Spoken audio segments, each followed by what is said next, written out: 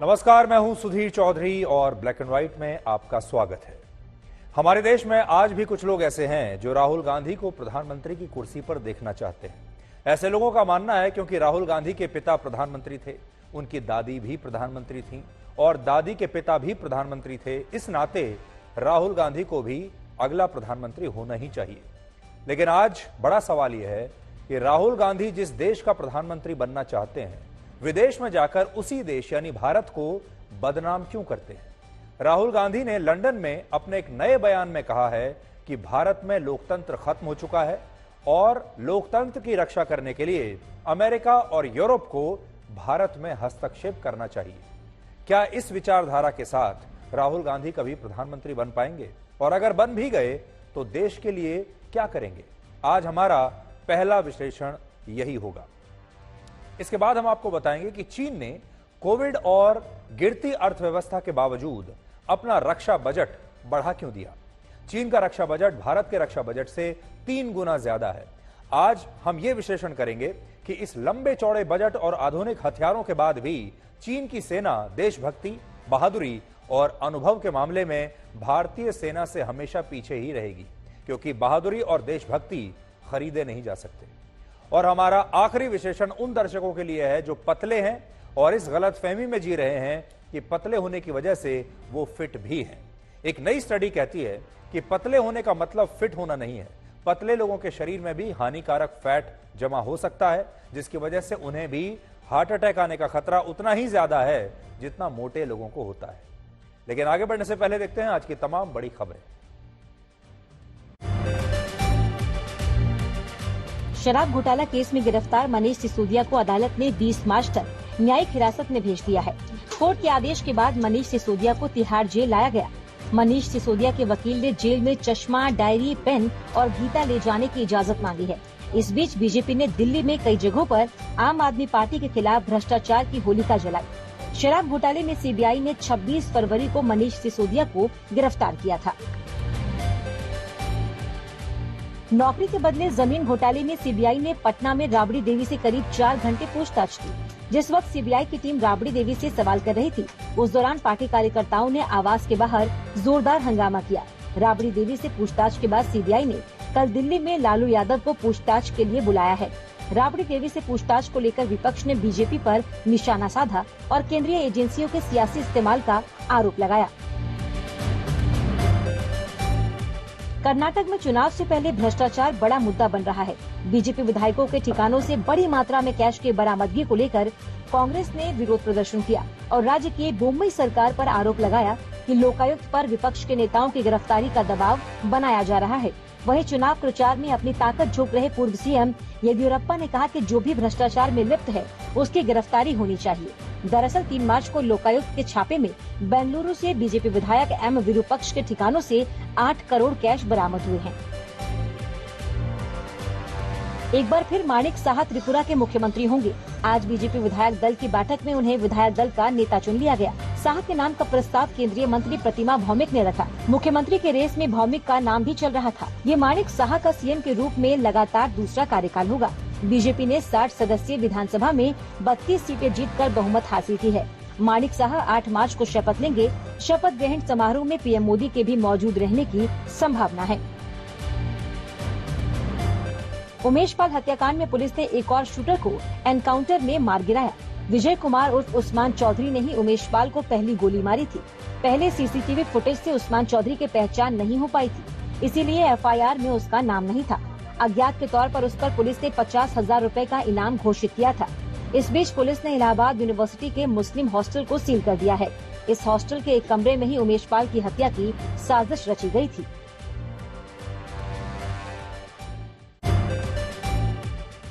आज दिल्ली वालों के लिए बड़ी राहत का दिन है। दक्षिणी दिल्ली को नोएडा से जोड़ने वाले आश्रम फ्लाईओवर का एक्सटेंशन आखिरकार लोगों के लिए खोल दिया गया। दोपहर 12 बजे के करीब मुख्यमंत्री अरविंद केजरीवाल ने इसका उद्घाटन किया और शाम 5 बजे के करीब इसे लोगों के लिए खोल दिया गया। पिछले 2 महीने से ये फ्लाईओवर बंद था। लोगों को घंटों ट्रैफिक जाम का सामना करना पड़ रहा था। फ्लाईओवर के शुरू होने के बाद दिल्ली और नोएडा के बीच आना जाना आसान हो जाएगा। मोदी सरकार के सत्ता में आने के बाद से देश की प्रति व्यक्ति आय बढ़कर दोगुनी हो गई। एनएसओ के आंकड़ों के मुताबिक 2014-15 में जब नरेंद्र मोदी के नेतृत्व वाली एनडीए सरकार बनी थी, तब कुल राष्ट्रीय आय के आधार पर प्रति व्यक्ति आय 86,647 रूपए सालाना थी, जो 2022-23 यानी 9 साल में दोगुनी होकर 1,72,000 रूपए हो गई है। हालांकि स्थायी मूल्यों के आधार पर 9 सालों में प्रति व्यक्ति आय में सिर्फ 35% की बढ़ोतरी हुई। एनएसओ ने जो आंकड़े जारी किए हैं, उसके मुताबिक कोरोना के दौरान प्रति व्यक्ति आय में गिरावट आई। हालांकि बाद में स्थिति सुधरी और 2021-22 और 22-23 में इसमें तेजी दर्ज की गई।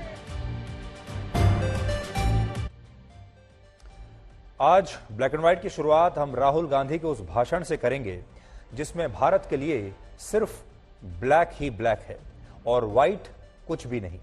राहुल गांधी ने लंदन में अपने एक नए बयान में कहा है कि भारत में अब लोकतंत्र समाप्त हो चुका है और लोकतंत्र की रक्षा करने के लिए अमेरिका और यूरोप को भारत में हस्तक्षेप करना चाहिए।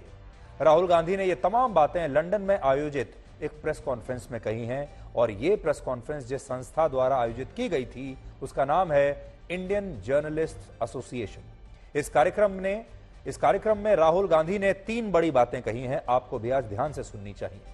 पहली बात, उन्होंने यह आरोप लगाया कि भारत में लोकतांत्रिक ढांचे पर लगातार हमले हो रहे हैं और भारत में सरकार की आलोचना करने पर मीडिया को काम करने से रोक दिया जाता है।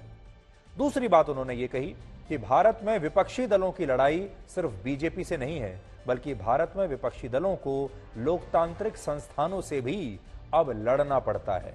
और तीसरी बात उन्होंने कही कि आज जब भारत का लोकतंत्र मर रहा है, तब अमेरिका और यूरोप को इसमें दखल देना चाहिए और भारत के लोकतंत्र को मरने से बचाना चाहिए। And there is suppression of voice across the country. Suppression of voice, example is the BBC.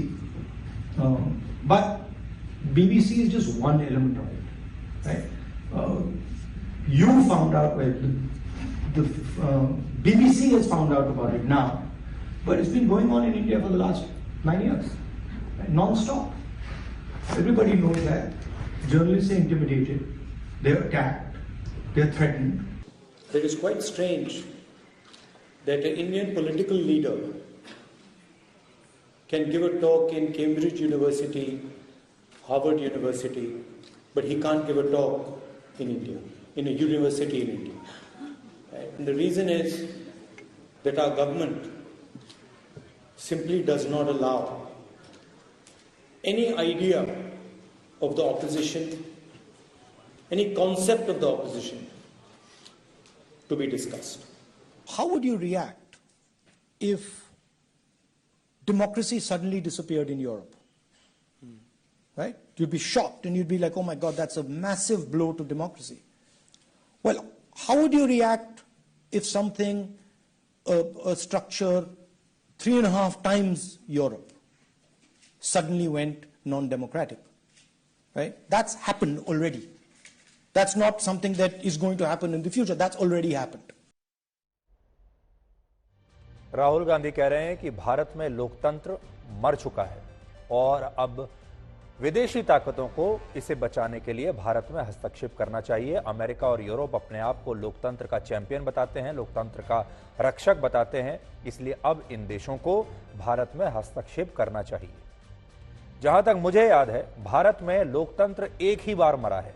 लोकतंत्र की हत्या एक ही बार हुई है आजाद भारत के पूरे इतिहास में, और वो है 1975 में, जब राहुल गांधी की दादी इंदिरा गांधी ने भारत में आपातकाल लगाया था, जिसे अंग्रेजी में इमरजेंसी कहते हैं, और तब लोकतंत्र की हत्या हो गई थी, क्योंकि उस समय देश के तमाम नागरिकों के सारे अधिकार ले लिए गए थे, प्रेस की सारी आजादी छीन ली गई थी।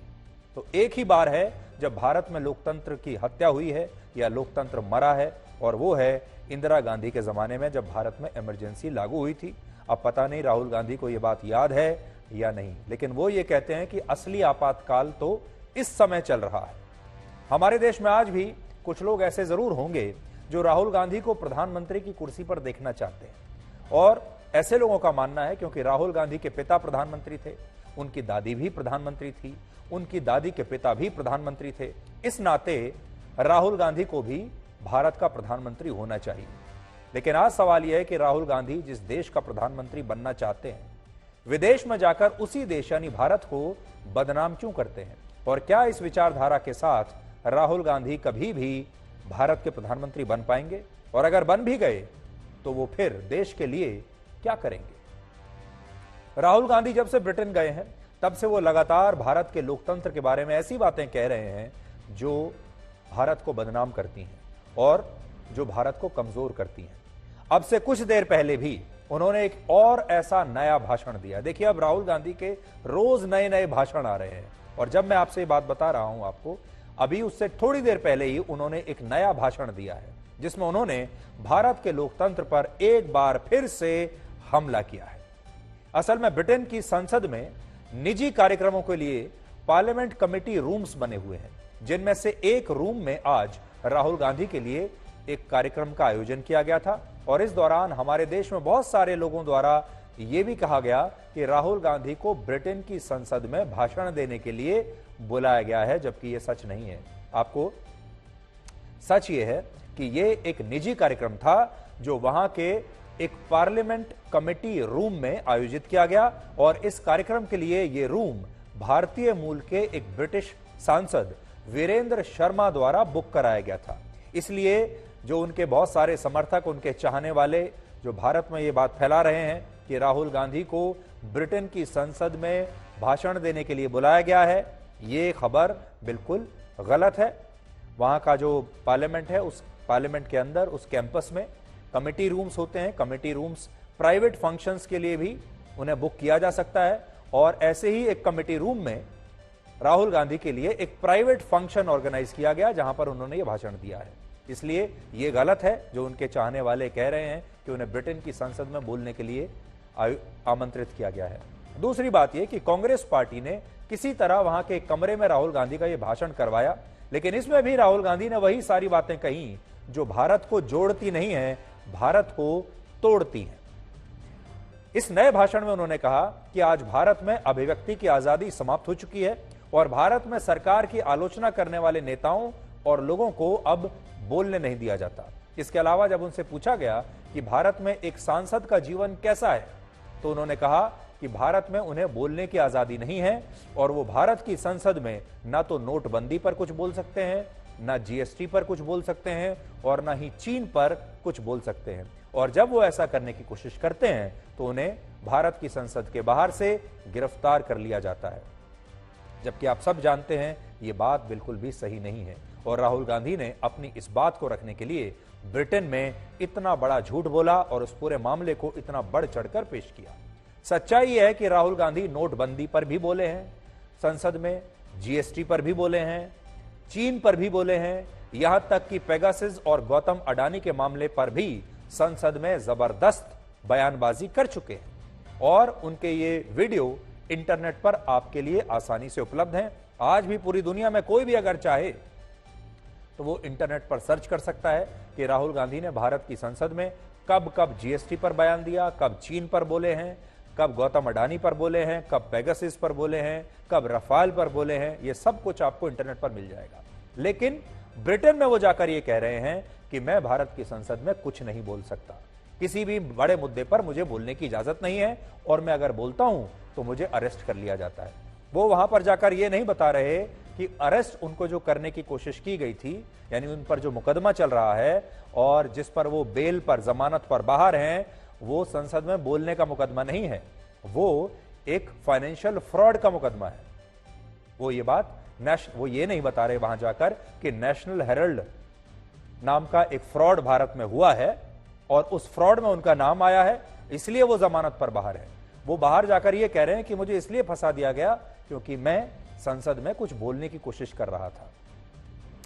आज यहां समझने वाली बात यह है कि सोनिया गांधी मूल रूप से जिस देश से आती हैं, आप भी जानते होंगे किस देश से आती हैं।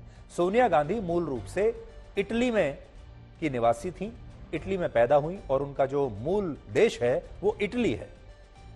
अब इटली की ही प्रधानमंत्री अभी पिछले हफ्ते भारत आई थी और भारत आकर इटली की प्रधानमंत्री नरेंद्र मोदी की तारीफ कर रही हैं। इटली की प्रधानमंत्री भारत के प्रधानमंत्री के बारे में कह रही हैं कि मोदी एक ऐसे वर्ल्ड लीडर हैं जिन्होंने लोकतांत्रिक मूल्यों को मजबूत किया है और पूरी दुनिया में वो सबसे लोकप्रिय और सबसे लव्ड, सबसे प्यार पाने वाले नेता हैं। ये इटली की प्रधानमंत्री कह रही हैं, सोनिया गांधी और राहुल गांधी के अपने देश इटली की प्रधानमंत्री। लेकिन दूसरी तरफ सोनिया गांधी और राहुल गांधी ये कहते हैं कि प्रधानमंत्री मोदी ने भारत के लोकतंत्र की हत्या कर दी। अब ये विरोधाभास देखिए, जो यहां रह रहे हैं इटली के लोग वो कह रहे हैं कि लोकतंत्र की हत्या हो गई, और इटली की जो प्रधानमंत्री आ रही हैं वो कह रही हैं कि भारत का लोकतंत्र इतना विशाल है, इतना बड़ा है, और यहां के जो नेता हैं वो इतने लोकप्रिय हैं। आज हमारा राहुल गांधी से यह सवाल है कि अगर आज भारत का लोकतंत्र मर रहा है तो फिर ये जीवित कैसे होगा? क्या कांग्रेस पार्टी के सत्ता में आने से भारत का लोकतंत्र जीवित हो जाएगा? और क्या राहुल गांधी के प्रधानमंत्री बन जाने से भारत का लोकतंत्र एक बार फिर से जीवित हो जाएगा? और क्या राहुल गांधी भारत के लोकतंत्र को दुनिया में इस तरह बदनाम करके भारत का प्रधानमंत्री बनना चाहते हैं? क्या यह सही है?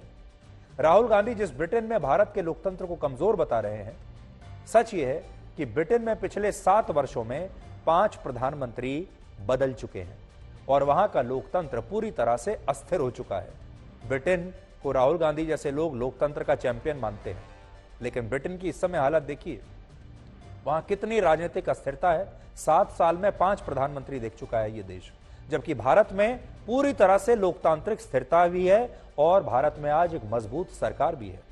इसके अलावा राहुल गांधी आज भारत की जिस सरकार को कोस रहे हैं, उस सरकार को लोकतांत्रिक प्रक्रिया के तहत इसी देश के लोगों ने एक बार नहीं बल्कि 2-2 बार लोकतांत्रिक तरीके से कराए गए चुनावों में चुना है। अब आप सोचिए, भारत की जनता ने एक नहीं 2 बार नरेंद्र मोदी को इस देश का प्रधानमंत्री बनाया, अपनी मर्जी से, अपने वोट का इस्तेमाल करके, चुनाव में हिस्सा लेकर। और राहुल गांधी उसी चुनाव का अपमान कर रहे हैं, उसी लोकतंत्र का अपमान कर रहे हैं और देश के उन्हीं लोगों की मर्जी का भी अपमान कर रहे हैं। इसलिए हमें लगता है कि विदेशों में भारत के लोकतंत्र को बदनाम करना असल में भारत के उस वोटर का अपमान है जिसने भारत की इस सरकार को चुना है। और राहुल गांधी ने 2019 के लोकसभा चुनाव के बाद कहा था कि वो भारत के जनादेश को स्वीकार करते हैं, लेकिन आज वो ब्रिटेन में उसी जनादेश का अपमान भी कर रहे हैं और एक तरीके से उसे अस्वीकार कर रहे हैं। सबसे बड़ी बात यह है कि राहुल गांधी भारत के लोकतंत्र को मरा हुआ बता रहे हैं, जबकि सच्चाई यह है कि इस समय एशिया ही नहीं बल्कि पूरी दुनिया में भारत का लोकतंत्र सबसे मजबूत लोकतंत्र बनकर उभरा है। और यह बात आज दुनिया का बड़े से बड़ा नेता आकर कह रहा है। यह बात G20 के नेता, विदेश मंत्री भारत में अभी हाल ही में आकर यहां पर कहकर गए हैं। यह बात इटली की प्रधानमंत्री कहकर गई है। यह बात बड़े बड़े देशों के प्रधानमंत्री और राष्ट्रपति कहकर गए हैं। आज अगर आप देखें, बड़े बड़े देशों की बात करेंगे, आज चीन में लोकतंत्र नहीं है, रशिया में भी बहुत सीमित लोकतंत्र है, पाकिस्तान में लोकतंत्र का नाम की कोई चीज नहीं है, पूरी तरह से राजनीतिक अस्थिरता है। अफगानिस्तान, बांग्लादेश, श्रीलंका और नेपाल जैसे देश लोकतांत्रिक संकट से गुजर रहे हैं। वहां की आर्थिक स्थिति भी बहुत बुरी हो चुकी है। यहां तक कि अमेरिका में भी लोकतंत्र है, लेकिन वहां पर भी कैपिटल हिल में हिंसा होती हुई आप सब ने देखी थी, जबकि भारत में ऐसा कभी नहीं हुआ। लेकिन जब राहुल गांधी ये कहते हैं कि भारत में आज आपको जो संवैधानिक संस्थाएं हैं उनसे भी लड़ना पड़ता है, तो वो किस पर शक जता रहे हैं? वो भारत की सुप्रीम कोर्ट को पर अपना निशाना साध रहे हैं, भारत की सुप्रीम कोर्ट पर उंगली उठा रहे हैं, भारत के इलेक्शन कमीशन पर उंगली उठा रहे हैं, भारत के रिजर्व बैंक ऑफ इंडिया पर उंगली उठा रहे हैं, भारत की CBI, ED, जितने भी संवैधानिक संस्थान हमारे हैं, सब पर वो उंगली उठा रहे हैं, और वो भी विदेश में जाकर। उनका मतलब ये है कि भारत में ना तो संसद काम कर रही है, ना लोकतंत्र काम कर रहा है, ना यहाँ का चुनाव जायज है, ना यहाँ के लोगों के वोट जायज हैं, और ना ही यहाँ पर सुप्रीम कोर्ट कोई काम कर रही है।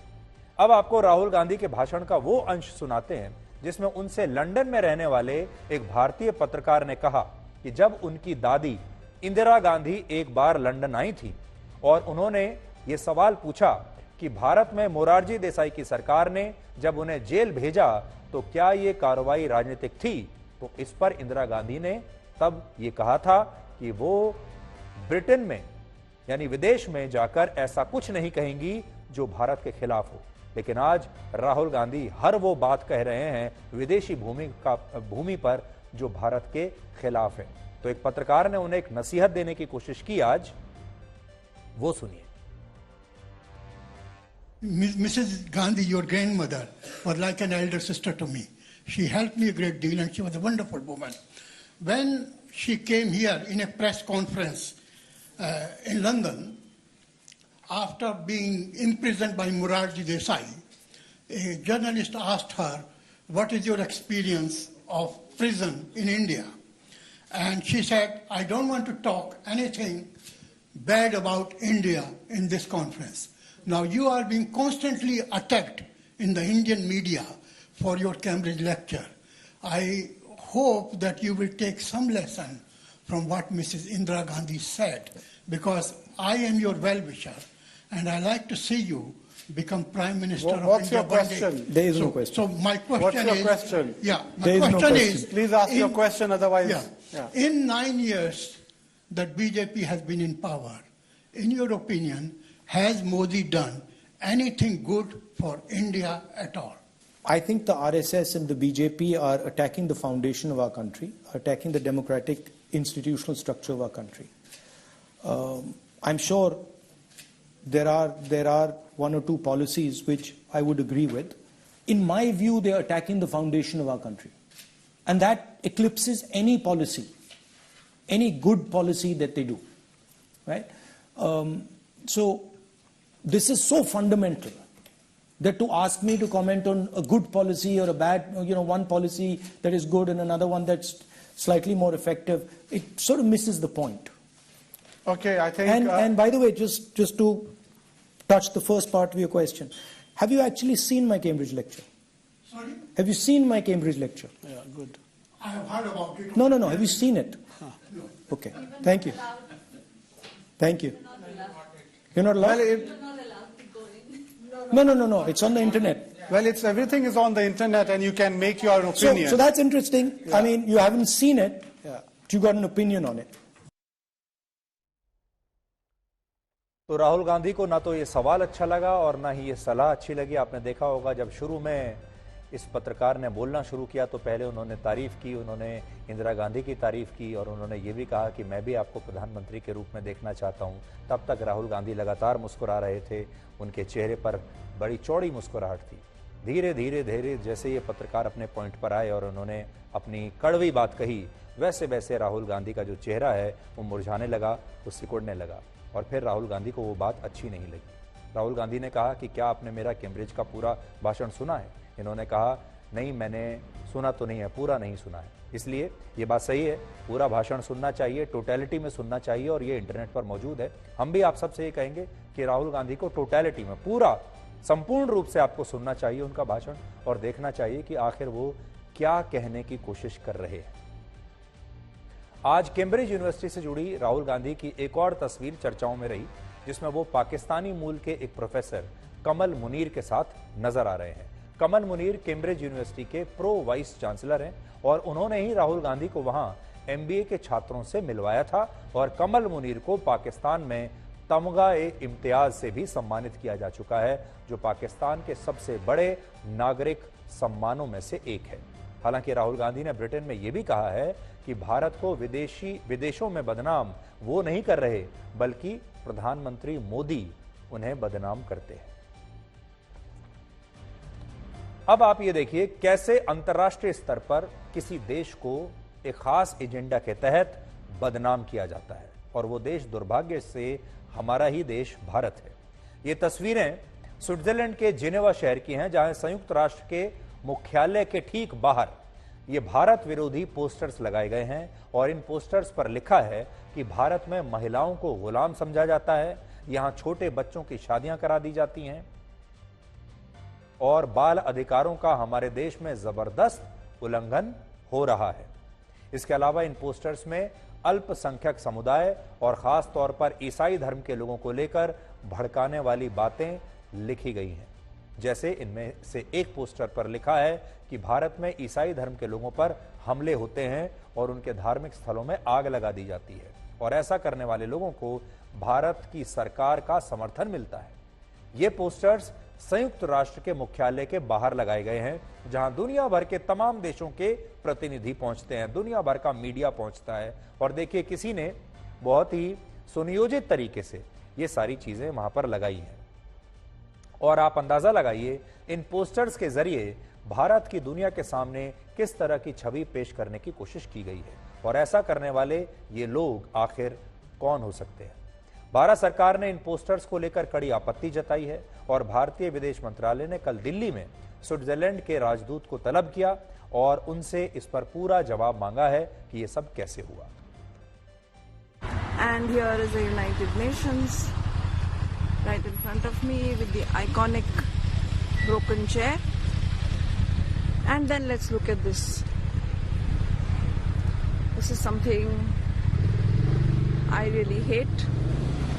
I look at this every time when I go to my institute, and I know that this is wrong at multiple levels. Indian Christians are not facing state-sponsored terrorism, and then about lynching Indian minorities and India no to terror attacks. तो ये video Bharat की ही एक नागरिक ने बनाया है, जो वहां पर गई। ये देखकर उन्हें बहुत ठेस लगी, उन्होंने अपना ये वीडियो बनाया, भारत की ही एक नागरिक ने। और ये वीडियो आज जो एक दर्शक ने भेजा है हमें, ये वीडियो हम आप तक पहुंचा रहे हैं। और इसको आप कहते हैं कि जब किसी भी भारतीय, जो असली भारतीय होगा, जो भारत का नागरिक है, भारत से प्यार करता है, वो पूरी दुनिया में अगर कहीं भी जाएगा और उसे ये कुछ देखने को मिलेगा अपने देश के बारे में, तो उसे दर्द जरूर महसूस होगा। दो ही तरह के लोग हैं, एक वो जो ऐसी चीजों को देखकर गर्व महसूस करेंगे और इसमें आग में घी डालने का काम करेंगे। ऐसे लोग भारत के नागरिक नहीं हो सकते, वो तो भारत के दुश्मन है। लेकिन जो भारत का असली नागरिक है, भारत को प्यार करने वाला है, उसे ये देखकर दर्द जरूर होगा। और इस दर्शक को भी बहुत दर्द हुआ, इसीलिए उसने ये वीडियो बनाया। अब हम आपको भारत के पड़ोसी देश में लेकर चलते हैं, भारत का दुश्मन नंबर 1। भारत के दुश्मन तो ऐसे भी हैं लोग जिन्होंने जिनेवा में ये सब किया, और वो तमाम लोग जो भारत को बदनाम करते हैं वो भी दुश्मन ही हैं असल में। लेकिन भारत का दुश्मन नंबर 1 है चाइना।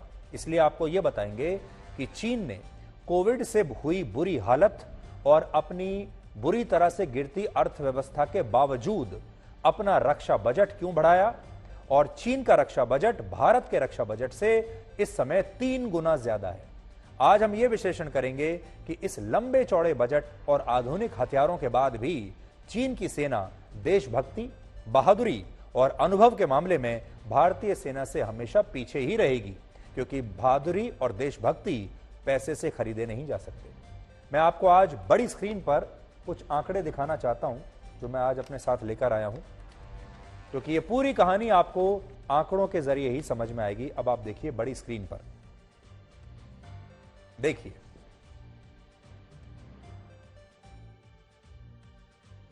आंकड़ों के जरिए अब आप समझिए। चीन ने पिछले वर्ष की तुलना में अपने इस साल के रक्षा बजट में 7.2% की वृद्धि की है, और अब उसका कुल रक्षा बजट 224 बिलियन यूएस डॉलर्स यानी भारतीय रुपयों में 18,39,000 करोड़ रुपए हो गया है। तो यह फिगर आपको याद रखनी है जो आपकी स्क्रीन पर है।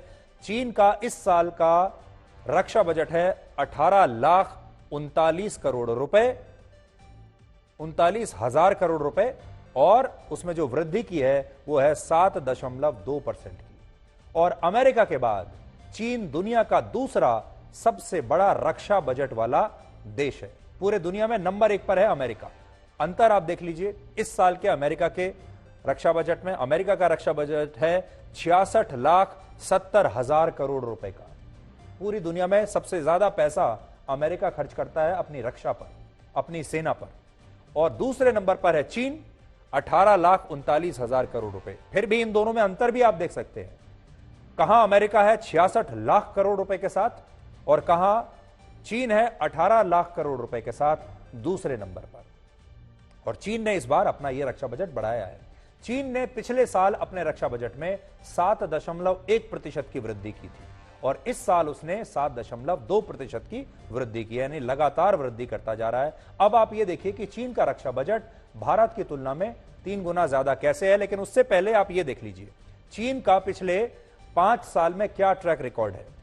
2019-20 में 7.5% बढ़ाया, 20-21 में 6.5%, 21-22 में 6.8%, 22-23 में 7.1% और 2023 और 24 में 7.2%, यानी लगातार चीन अपने रक्षा बजट में वृद्धि करता चला जा रहा है। और अगर आप ये देखेंगे 2020 ये वो समय है जब कोविड आया था, लेकिन उस समय भी चीन ने अपना रक्षा बजट बढ़ाया।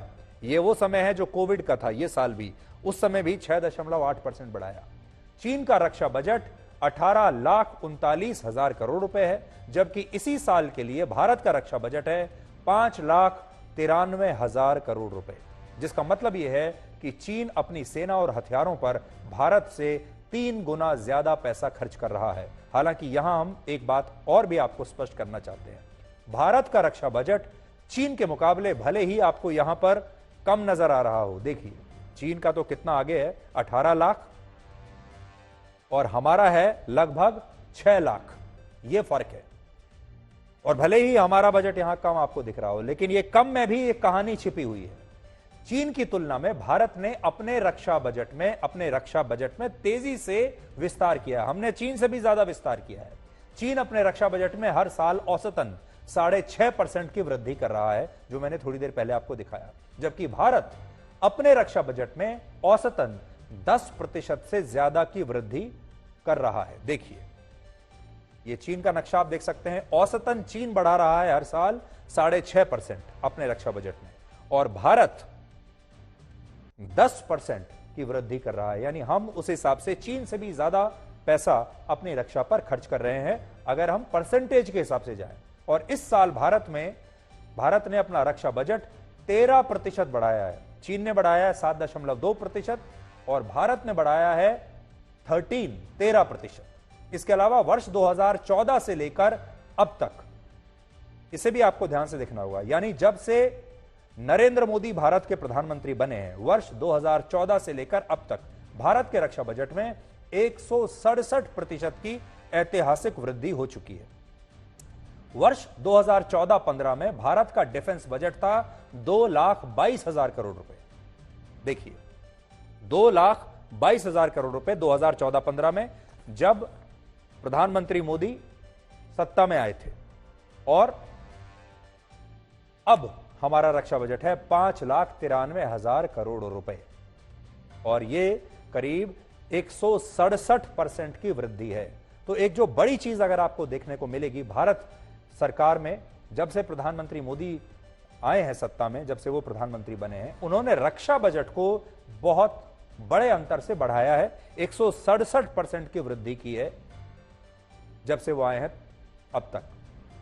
अमेरिका और चीन के बाद पूरी दुनिया में, अब आप सोचिए, पूरी दुनिया में तीसरा सबसे बड़ा रक्षा बजट भारत का है, और जबकि इस सूची में चौथे स्थान पर रशिया है और 5वें स्थान पर है ब्रिटेन। तो दुनिया के वो 5 देश जिनके सबसे बड़े रक्षा बजट हैं, अमेरिका 66 लाख करोड़, चीन 18 लाख करोड़, भारत 6 लाख करोड़, रशिया 5.3 लाख करोड़, ब्रिटेन 5 लाख करोड़ रुपए।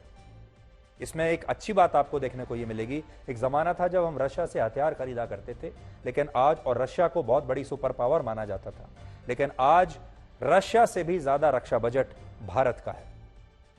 यहां चीन के मामले में चिंता वाली बात यह है कि चीन अपने रक्षा बजट को लेकर कभी भी सही जानकारी देता ही नहीं, और वो अक्सर अपना जितना रक्षा बजट दुनिया को बताता है कागजों पर, उससे कहीं ज्यादा पैसा अपनी सेना और हथियारों पर खर्च करता है। वर्ष 2021 में चीन ने बताया था कि उसका रक्षा बजट 17,10,000 करोड़ रुपए का है, लेकिन बाद में पता चला कि चीन ने इसी दौरान अपनी सेना पर 17 लाख करोड़ रुपए नहीं, बल्कि 24 लाख करोड़ रुपए खर्च किए। इसलिए यह भी हो सकता है कि इस बार भी चीन अपना रक्षा बजट लगभग 18.5 लाख करोड़ रुपए बता तो रहा है, लेकिन उसका यह रक्षा बजट असल में 25 लाख करोड़ रुपए से भी ज्यादा का हो सकता है। इससे यह बात समझ में आती है कि चीन का रक्षा बजट भारत के मुकाबले 3 गुना ज्यादा है, लेकिन सैन्य खर्च के मामले में उसका खर्च भारत से 4 गुना ज्यादा है। तो ये आपके सामने दुनिया के टॉप 5 देश हैं। अब आप ये समझिए कि रक्षा बजट में वृद्धि के पीछे चीन के 3 बड़े मकसद क्या हैं। पहला मकसद चीन का है दुश्मन देशों पर मानसिक दबाव बढ़ाना।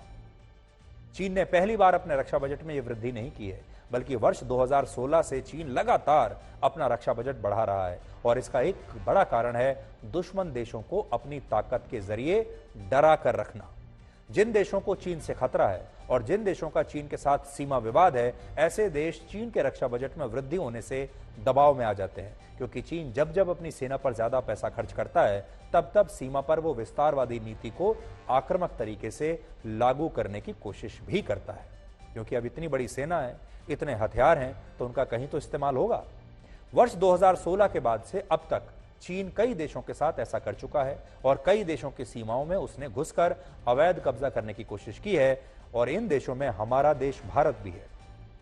दूसरी वजह है डर का माहौल बनाकर दूसरे देशों को अपना रक्षा बजट बढ़ाने के लिए प्रेरित करना और इससे हथियारों के बाजार में एक नई मांग यानी एक नई डिमांड पैदा करना।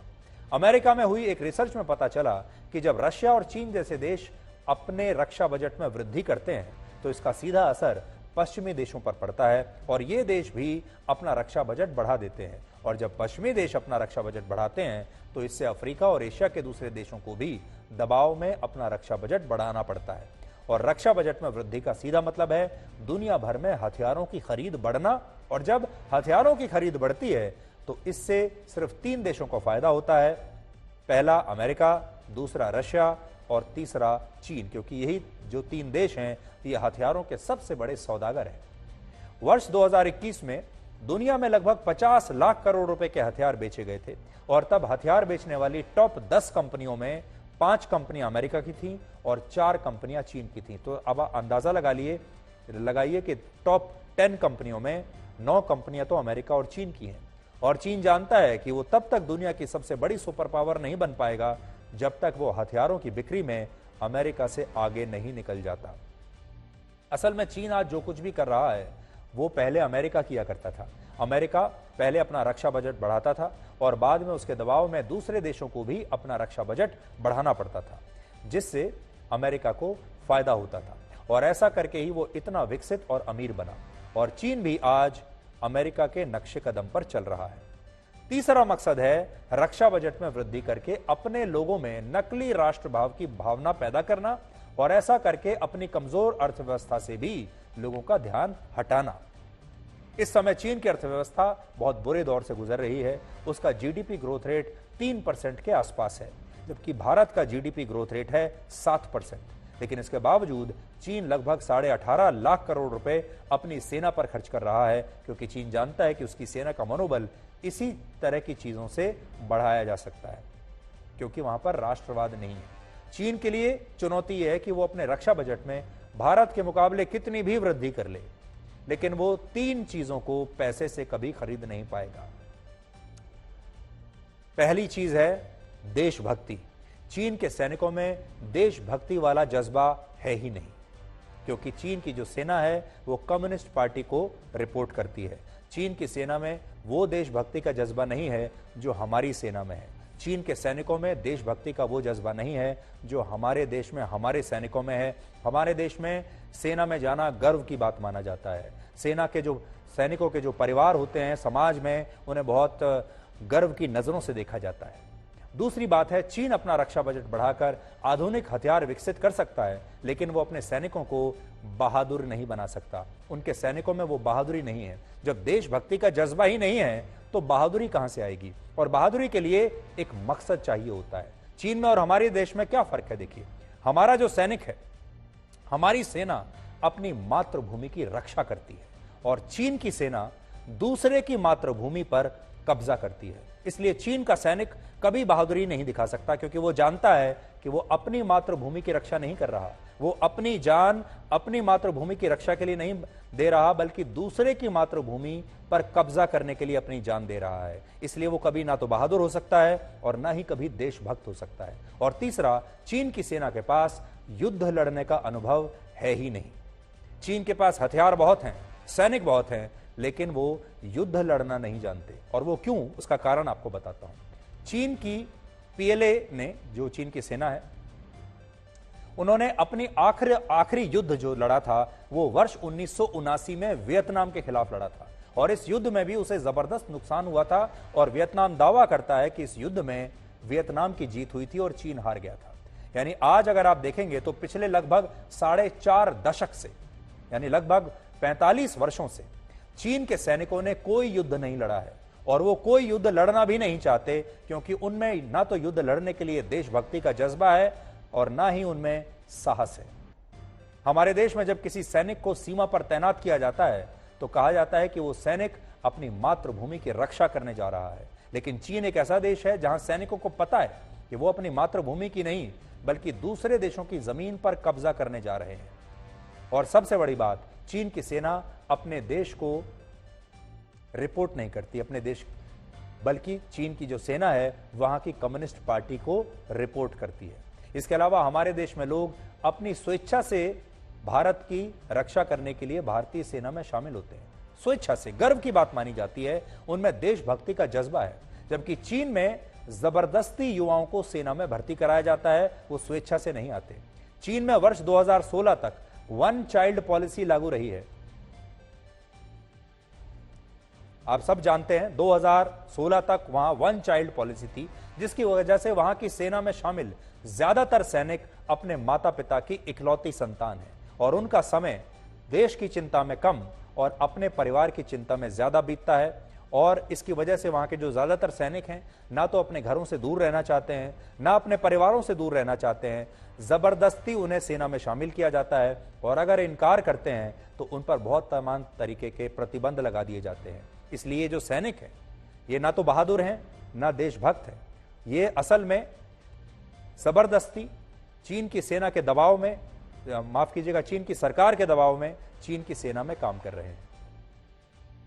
ये तस्वीरें आपने भारत में कभी नहीं देखी होंगी जो यहां आप देख रहे हैं। चीन के सैनिक जा रहे हैं, बस में रो रहे हैं।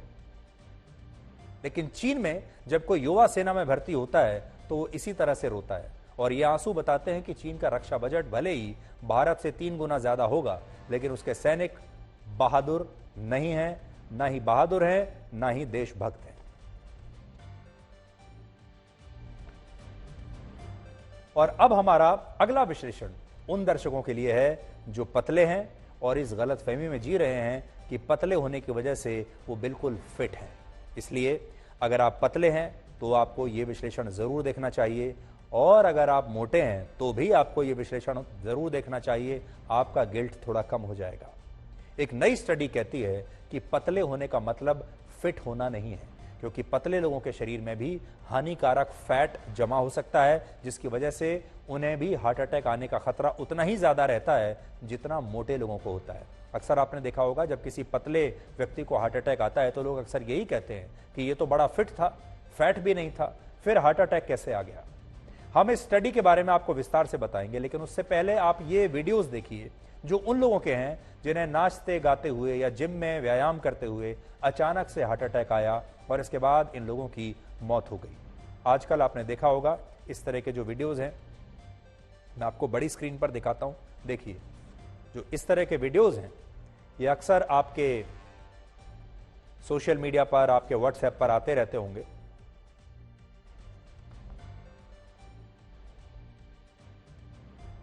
अगर आप इन सभी वीडियोस को ध्यान से देखेंगे तो आपको हार्ट अटैक के अलावा इनमें एक और समानता नजर आएगी और वो ये है कि ये सभी लोग दिखने में मोटे नहीं हैं, पतले ही हैं और इनके शरीर में कहीं से भी आपको ऐसा फैट या मोटापा नजर नहीं आएगा जिससे आप ये कह सकें कि ये बहुत ही अनफिट लोग थे। लेकिन इसके बावजूद इन लोगों को हार्ट अटैक आया और अचानक वहीं पर इनकी मौत हो गई। आज भी बहुत सारे लोग ऐसा मानते हैं कि हार्ट अटैक का खतरा ऐसे लोगों को ही ज्यादा होता है जिनका वजन ज्यादा है, लेकिन अब एक नई स्टडी में यह पता चला कि जो लोग फिट दिखाई देते हैं या जो लोग पतले दिखाई देते हैं उनके शरीर में भी फैट नाम का ये टाइम बॉम्ब टिक टिक कर रहा है और इस फैट बॉम्ब में हार्ट अटैक लाने की पूरी क्षमता होती है। भारत के मेटाबॉलिक रिसर्च ग्रुप के मुताबिक कोविड के बाद हमारे देश में थिन फैट की समस्या बहुत बढ़ गई है, जिसे हम थिन फैट फिनोटाइप कहते हैं। तो इसको आप समझ लीजिए कोविड के बाद यह समस्या ज्यादा हुई है, जिसे आप थिन फैट की समस्या कहते हैं। इसका मतलब यह है कि जब किसी व्यक्ति का बॉडी मास इंडेक्स यानी बीएमआई सामान्य होने पर भी उसके शरीर का बॉडी फैट परसेंटेज ज्यादा होता है, तो इसे थिन फैट कहते हैं। यानी एक ऐसा फैट जो शरीर में है, तो आपके शरीर में मौजूद तो है, लेकिन आपको कभी दिखाई नहीं देता। यह आपके कमर के आसपास टायर नहीं बनाता, और यही फैट सबसे खतरनाक होता है। बीएमआई किसी भी व्यक्ति के वजन और लंबाई का एक अनुपात होता है, जो बताता है कि वजन सामान्य से ज्यादा है, कम है या ठीक है। और यह बात सब जानते हैं कि अगर किसी व्यक्ति का बीएमआई सामान्य लोगों की तुलना में ज्यादा हो, तो उसे हार्ट अटैक का खतरा ज्यादा होता है। लेकिन यह स्टडी कहती है नई कि अगर किसी व्यक्ति का बीएमआई सामान्य है भी, तो भी उसके शरीर में फैट हो सकता है, और यह फैट हार्ट अटैक का कारण बन सकता है। इस थिन फैट को सेंट्रल ओबेसिटी भी कहा जाता है, क्योंकि यह फैट आपके पेट के आसपास जमा होता है, और बहुत सारे लोगों के शरीर में यह अक्सर छिपकर वार करता है, क्योंकि इन लोगों को लगता है कि वो तो काफी पतले हैं और उनके शरीर में फैट नहीं है, पेट के आसपास भी फैट नहीं है, और वो इस गलतफहमी में जीते रहते हैं। इस थिन फैट की सबसे बड़ी वजह है मेटाबॉलिज्म का स्लो हो जाना।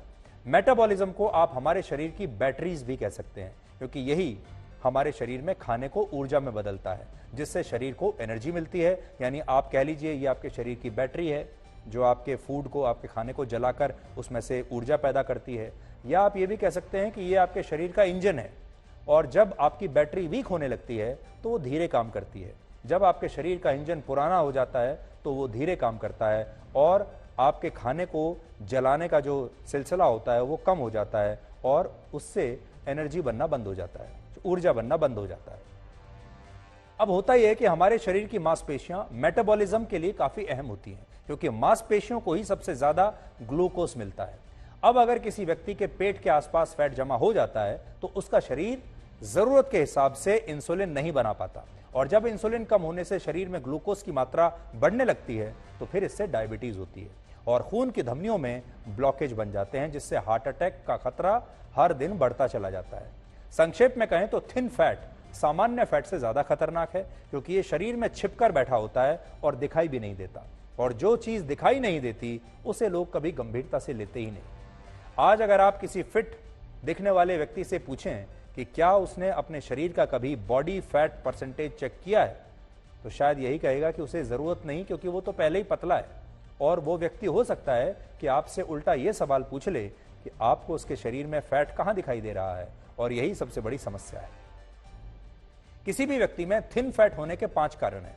इनमें पहला कारण है आपके जीन्स। अगर किसी के परिवार में माता पिता या उनके माता पिता को फैट की समस्या रही है, तो यह समस्या आपको भी हो सकती है, यानी ये पारिवारिक हो सकती है, हेरिडेटरी हो सकती है। दूसरा है आपका एनवायरनमेंट, माहौल क्या है। तीसरा खान पान की आदत, और अगर आप तली भुनी चीजें खाते हैं तो फैट फटाफट आपके शरीर में अपनी जगह बना लेगा। चौथा है आपका लाइफस्टाइल। कोविड के बाद से हमारे देश में बहुत सारे लोगों ने खान पान की आदत बदल ली और व्यायाम के पैटर्न को नहीं बदला, जिसकी वजह से थिन फैट का खतरा बढ़ गया। और 5वां कारण है खाना खाने की टाइमिंग। अगर आप गलत समय पर खाना खाते हैं तो इससे भी आपके शरीर का फैट बढ़ सकता है। और आखिरी कारण है आपकी नींद, जिसे आप सबसे कम गंभीरता से लेते हैं। अगर आप पर्याप्त नींद नहीं लेते तो इससे भी फिट दिखने वाले लोगों के शरीर का फैट बढ़ सकता है और उन्हें अचानक हार्ट अटैक का खतरा बढ़ जाएगा। अब इस सवाल पर आते हैं कि जो लोग पतले हैं उन्हें कैसे पता चले कि उनके शरीर का फैट बढ़ा हुआ है। तो इसका पता लगाना बिल्कुल मुश्किल नहीं है। बहुत सारी वेबसाइट्स और मोबाइल ऐप्स ऐसे हैं जिनमें आप अपनी हाइट, अपना वजन और अपनी कमर का साइज लिखकर अपने शरीर के फैट को कैलकुलेट कर सकते हैं। हाल ही में आपने देखा होगा मशहूर अभिनेत्री सुष्मिता सेन के हार्ट की सर्जरी हुई, उन्हें हार्ट अटैक आया था और ये हम सब के लिए बहुत चौंकाने वाली खबर थी, क्योंकि आमतौर पर माना जाता है कि महिलाओं में हृदय से जुड़ी बीमारियां कम होती हैं। और वैसे भी आपने देखा होगा हार्ट अटैक को हमेशा पुरुषों से जोड़कर देखा जाता है। माना जाता है कि पुरुषों को ज्यादा हार्ट अटैक आता है और महिलाओं को नहीं आता। मेडिकल साइंस में इसके पीछे की वजह बताया जाता है महिलाओं में पाया जाने वाला एस्ट्रोजन हार्मोन। डॉक्टर्स का मानना है कि अगर एस्ट्रोजन का स्तर सामान्य है तो महिलाओं में हृदय से जुड़ी बीमारियों का खतरा पुरुषों की तुलना में कम रहता है। लेकिन बढ़ती उम्र के साथ, विशेष तौर पर 40 साल से अधिक उम्र की महिलाओं के शरीर में एस्ट्रोजन हार्मोन का बनना कम हो जाता है, जिससे महिलाओं में भी हार्ट अटैक और हृदय से जुड़ी दूसरी बीमारियों का खतरा बढ़ जाता है। लैंसेट ग्लोबल की एक रिपोर्ट के मुताबिक दुनिया भर में हर वर्ष जितनी महिलाओं की मौत होती है, उसमें 35% मौतों का कारण हृदय संबंधी बीमारियां होती हैं। इसके बावजूद महिलाओं में हृदय से जुड़ी बीमारियों को कभी गंभीरता से नहीं लिया जाता। इसके पीछे 3 वजहें हैं। पहली, महिलाओं में हृदय संबंधी बीमारियों के लक्षण की अनदेखी की जाती है। दूसरा, महिलाएं हृदय संबंधी बीमारियों पर परिवार में बात करने से संकोच करती हैं। और तीसरा, डॉक्टर्स ने भी यह धारणा बना ली है कि महिलाओं में हृदय संबंधी बीमारियां कम होती हैं और इस सोच की वजह से महिलाओं में हृदय संबंधी बीमारियां बढ़ रही हैं और महिलाओं को लेकर इस पूर्वाग्रह को खत्म करना होगा और वैसे ही इलाज और सावधानी की जरूरत है उन्हें भी, जिस तरह के प्रयास पुरुषों के लिए किए जाते हैं। हमारे देश में बहुत सारे परिवार घर का बजट बिगाड़ने पर कॉस्ट कटिंग करते हैं, जब उनका घर का बजट बिगड़ जाता है। लेकिन आज एक नया विचार आपके लिए लेकर आए हैं। आज हम ये कहना चाहते हैं कि जैसे आप घर का बजट बिगड़ने पर कॉस्ट कटिंग करते हैं, वैसे ही अब आपको अपना स्वास्थ्य बिगड़ने पर कैलोरीज कटिंग करनी चाहिए और तली भुनी चीजें या जो भी ऐसी चीज हैं जो अनहेल्दी फूड है, उसकी इच्छा को त्याग देना चाहिए। और आखिर में आपको एक बड़ी दिलचस्प खबर बताते हैं। इस वर्ष पड़ने वाली भीषण गर्मी को लेकर भारत सरकार ने अभी से तैयारी शुरू कर दी है। हमने आपको ब्लैक एंड व्हाइट में अभी हाल ही में बताया था कि इस साल अभूतपूर्व गर्मी पड़ेगी और फरवरी महीने में ही गर्मी 122 वर्षों का रिकॉर्ड तोड़ चुकी है। आज प्रधानमंत्री नरेंद्र मोदी ने इसी समस्या को लेकर एक हाई लेवल मीटिंग बुलाई है। आप अंदाजा लगाइए कि गर्मी का यह संकट देश के लिए कितना बड़ा हो सकता है, जिसके लिए भारत सरकार को एक हाई लेवल मीटिंग बुलानी पड़ रही है। इससे पहले स्वास्थ्य संबंधी हाई लेवल मीटिंग्स किसी बहुत बड़ी बीमारी को लेकर बुलाई जाती थी, कोविड पर बुलाई जाती थी या कोई बड़ी बीमारी फैल रही है उसे लेकर बुलाई जाती थी। लेकिन इस बार प्रधानमंत्री मोदी की नई सोच को भी आप देखिए कि गर्मी को लेकर उन्होंने अभी से एक मीटिंग बुला ली है मार्च के महीने में ही। प्रधानमंत्री मोदी ने आज इस बैठक में 5 बड़ी बातें कही हैं। पहली, देश में भीषण गर्मी पड़ने की स्थिति में लोगों को बीमारियों से बचाने के लिए जरूरी मेडिकल इंफ्रास्ट्रक्चर की तैयारी अभी से शुरू करनी होगी। दूसरी, लोगों को गर्मी को लेकर अभी से जागरूक हो जाना चाहिए ताकि वो इस संकट के लिए पहले से तैयार रहें। तीसरी बात, मौसम विभाग मौसम का पूर्वानुमान इस तरह से तैयार करे जिससे लोगों के लिए समझना आसान हो। चौथी बात, फसलों के खराब होने की स्थिति में अनाज के भंडारण की तैयारी की जाए। और आखिरी बात, उन्होंने अस्पतालों में फायर ऑडिट को लेकर कही है। गर्मियों में आग लगने की घटनाएं अक्सर बढ़ जाती हैं, इसलिए प्रधानमंत्री ने अस्पतालों में आग से निपटने के लिए सभी जरूरी इंतजाम करने के लिए आदेश दिए हैं। तो एक नई तरह की बैठक थी ये। तो आज के लिए ब्लैक एंड व्हाइट में इतना ही। अब आपसे हमारी अगली मुलाकात होगी कल रात 9 बजे। तब तक आप खुश रहिए, सुरक्षित रहिए, स्वस्थ रहिए। और जुबान का वजन बहुत कम होता है, फिर भी इसे बहुत कम लोग ही संभाल पाते हैं। नमस्कार।